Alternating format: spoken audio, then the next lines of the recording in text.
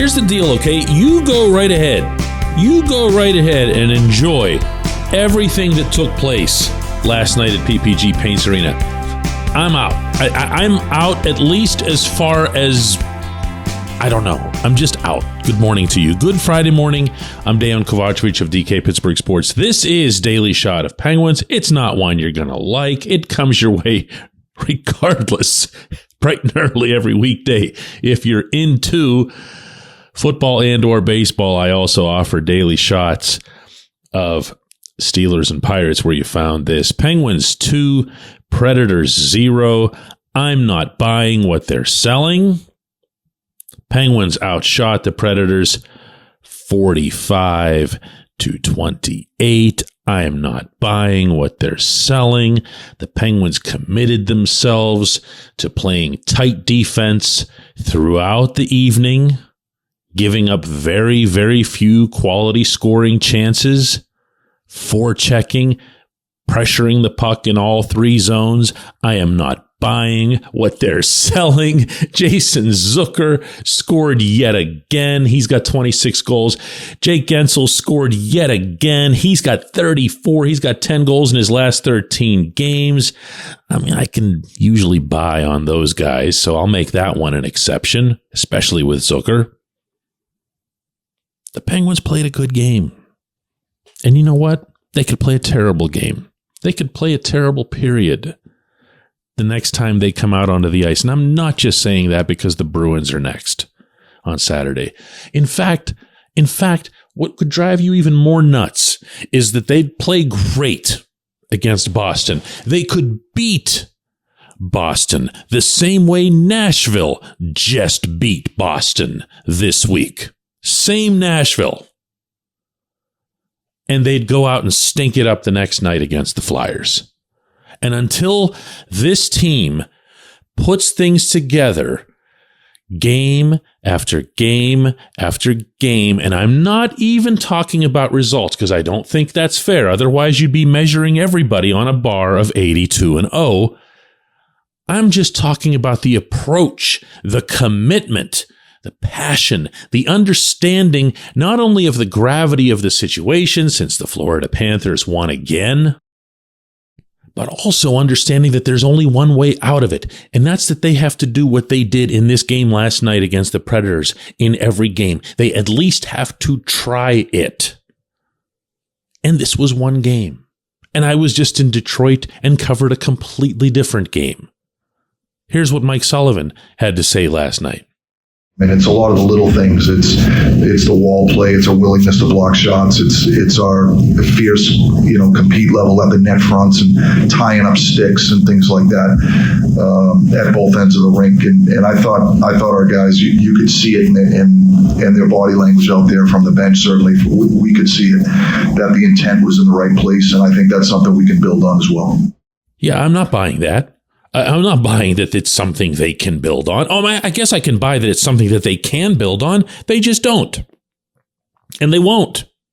And you're going to see the same thing play out this weekend in one form or other until they show that it's not the case, which has yet to happen over 5 full months of this season. Tristan Jarry, how about that? Comes back.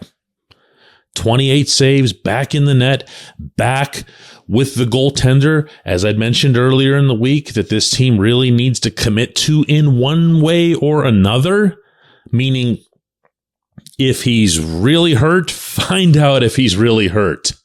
If he's not, then go right ahead and play him. Let him try to accumulate some confidence, get on some kind of roll. He remains this team's best hope for coming up with any kind of consistency.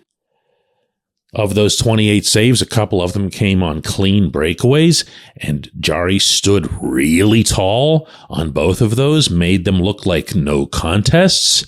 Are you buying on that one? Huh? Are you?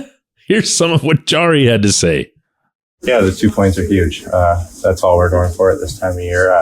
Every time we go on the ice, we want to put our best game forward, and I think we were able to do that tonight. We need the points, and I think that helps us a lot. Okay, I can never really put myself in a position to buy or sell anything that he says because there's never really all that much to it, as you just heard. But that's what he had to say, and that was the performance that he had. If you can find it in yourself to look at what happened last night and say, oh yeah, this is it. This is the start of something special, you go right ahead and do that. I'm not there.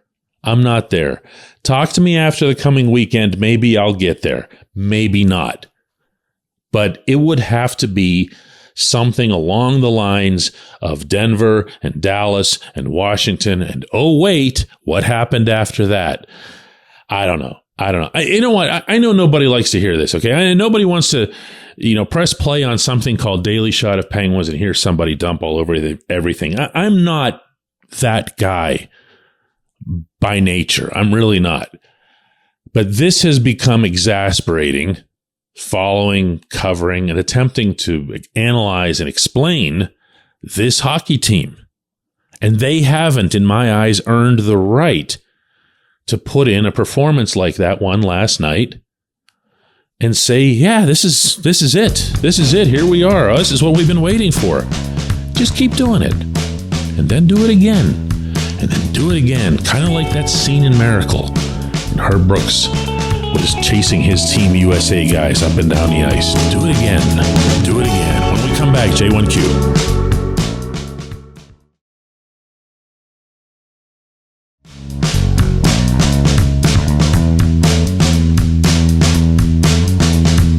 Today's J1Q comes from Peter, who says, with the way Jarry showed that he can backstop a team with that shutout and the way he has performed over stretches, is it possible to sign him to a deal with a lower dollar amount but with incentives based on games played, basically make it worth his time to actually want to be the workhorse? Every time a suggestion like this comes from anybody in any sport, I get it. I understand where you're coming from. And I understand how the regular workforce handles this sort of thing. When somebody can just work anywhere they want, or they might look like they're a little bit extra desperate to work at your place for whatever reason. But when you're a free agent in professional sports, you got your pick. No one is going to be able to put a true free agent into the kind of position that you're talking about. Well, prove it to us. You show us. No. Say, I'll just leave you and go play somewhere else because I've got credentials. I've got an NHL resume. I've got an all-star game on the ledger. I, was a top 5, top 6 save percentage guy a couple of years ago in the league. Why would I do this? Why would he do this? Why would anybody even take that to him? They wouldn't. Nobody would. So again, while I appreciate your sentiment, and I also appreciate that, not everybody follows sports economics and stuff like that. To me, the more realistic and more compelling question is, what do you do with him? It's not that. But do you entertain approaching him with a long-term offer, thinking that you're going to be able to buy low? I've thought about this. When Jarry's healthy, Jake Gensel referred to him last night after the game as a world-class goaltender. And right now, that's going to get you a snicker because of the kind of season that he's had. But when you are top 5, top 6, even top 10 in save percentage in the NHL, and Jarry's shown that he can be that consistently when he plays, you can get a bargain there. It's something to at least weigh if you're the Penguins, regardless of who's the GM this offseason. And you just might get yourself a steal. You might get yourself a situation, too, where you can go ahead and sign him, but then maybe sign like a 1B type as opposed to a Casey DeSmith, who could be there for all the games that Jarry misses, or as an insurance policy of some kind, even for the longer term, get somebody else to compete with him. Maybe bring up somebody young. Crazy thought there, right? Nobody ever talks about that in Penguins land. But I can't even come up with a healthy hypothetical. I don't have any idea even what I'd offer him or that I'd want to offer him something. I do know that the free agent class of goaltenders isn't all that attractive.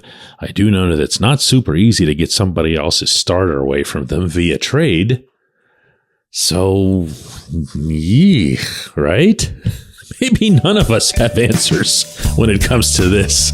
I do appreciate the question. I appreciate you listening to the show. I appreciate everybody listening to Daily Shot of Penguins. We'll have another one of these on Monday in which I promise, maybe, possibly, that I'll be a little bit more upbeat if they can continue to show this,